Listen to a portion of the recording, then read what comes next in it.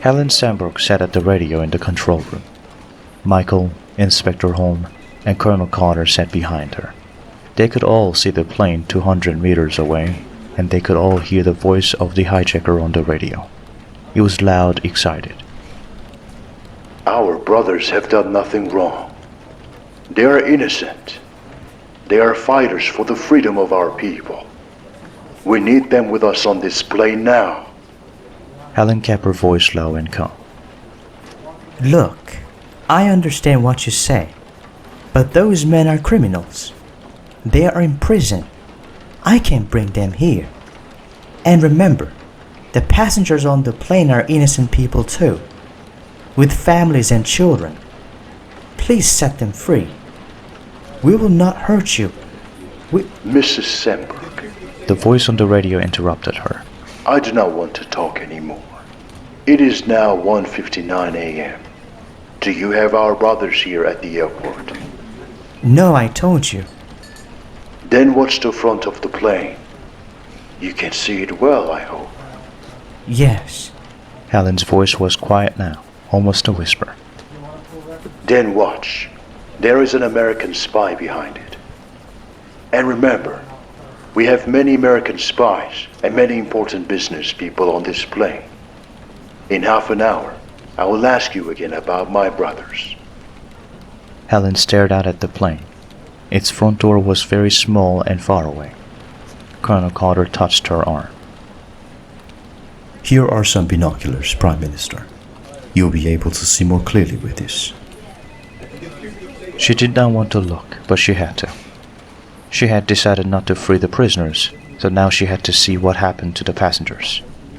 She picked up the binoculars and stared at the front door of the plane.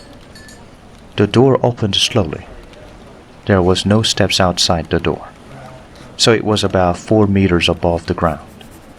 Standing in the door was a short fat man, his hands above his head. His face was white and he looked very frightened. Then he jumped. But as he jumped, a girl came to the door and shot him. Some bullets hit him in the air and more bullets hit him as he lay on the ground. One of his arms moved a little and blood ran out of the side of his head onto the wet tarmac. The girl continued shooting him for 10, maybe 15 seconds. Then someone pulled her back into the plane and the door closed. For a long time, everyone was silent. Then Colonel Carter spoke. Inspector, why didn't your man shoot? That girl was in the doorway for nearly 15 seconds. Why isn't she dead? We are police officers, not soldiers. But the colonel interrupted him. Prime Minister, let my men deal with this problem. They have killed a man now, and they will kill another one in half an hour. We must attack that plane. We are commanders. We know how to do it. Helen was still watching the dead body of the man on the tarmac. She thought a hand moved for a moment, but no, he must be dead by now. There was a pool of blood on the tarmac now, around his head. He could not possibly be alive. For a moment she did not hear the voices around her. In half an hour. Prime Minister. Yes.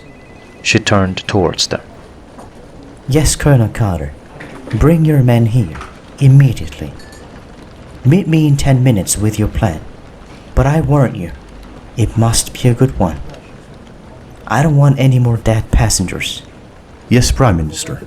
At once. The colonel turned to go. Inspector? Yes, madame.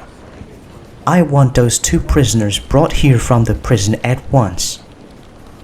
You have 25 minutes, no more.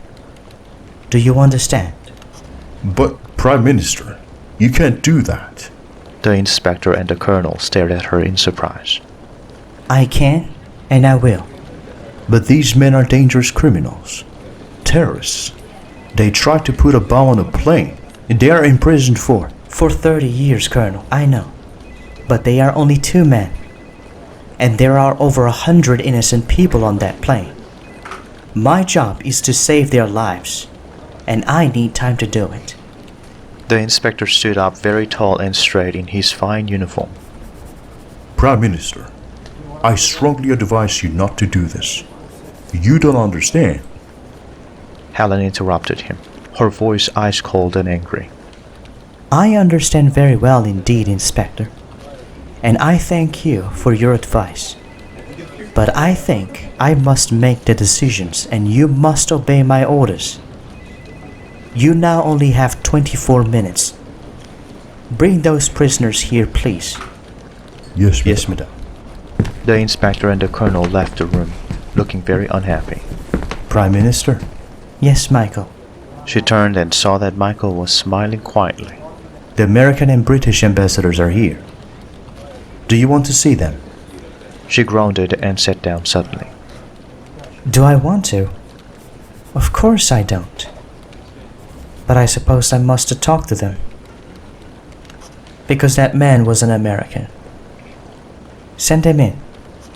They can have 5 minutes with me, that's all. Yes, Prime Minister. Michael picked up a telephone.